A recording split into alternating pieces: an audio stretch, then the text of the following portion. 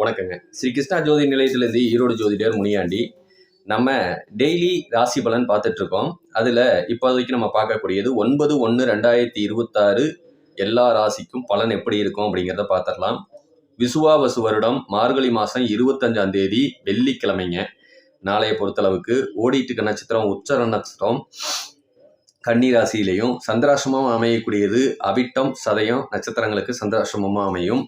ராசி பலன் எப்படி இருக்குன்னு பார்த்தலாம். மேசத்தை பொறுத்தளவுக்கு நாளைக்கு நீங்கள் செய்யக்கூடிய விஷயத்திலேயோ இல்லை உங்களை சென்றடையக்கூடிய விஷயத்திலேயோ வெற்றி வாய்ப்பு நிச்சயமாக உண்டு.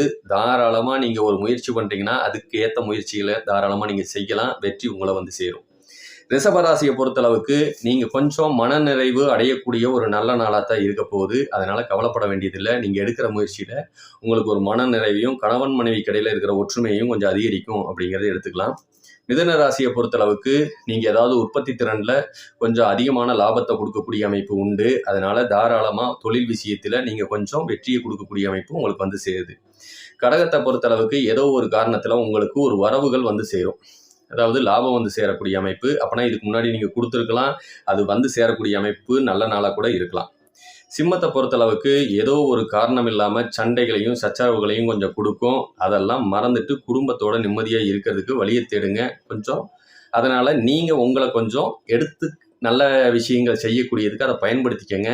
கெட்ட விஷயங்களை மறந்துடுங்க. அதுதான் கொஞ்சம் நல்லது. கன்னியை பொறுத்தளவுக்கு யாருக்காவது உங்களால் முடிஞ்சால் ஒரு உதவி பண்ணுங்க. அந்த உதவி பின்னாடி உங்களுக்கு வாழ்க்கைக்கு பயன்படக்கூடியதாக அமையும் பின்னாடி. சரிங்களா? நாளைக்கு முடிஞ்ச வரைக்கும் ஒரு உதவி செய்யுங்க.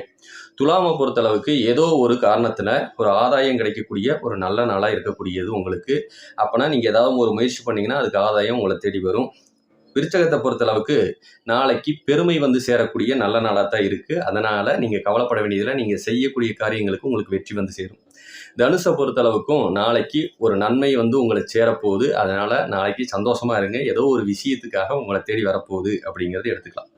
மகரத்தை பொறுத்தளவுக்கு உடல்நிலை கொஞ்சம் பாதிக்கப்பட்டதுன்னா நாளைக்கு அது கொஞ்சம் சரியாகக்கூடிய அமைப்பு, நலமாக இருக்கக்கூடிய அமைப்பு சேரப்போகுது. கும்பத்தை பொறுத்தளவுக்கு நாளைக்கு ஒரு பொறாமையினாலையும் உங்கள் வாழ்க்கையை நீங்கள் பொசுங்கக்கூடிய அமைப்பை கொடுக்குங்க. அதனால் பொறாமைகளை தவிர்த்து நல்லபடியாக இருங்க. அது உங்களுக்கு வெற்றியை கொடுக்கும்.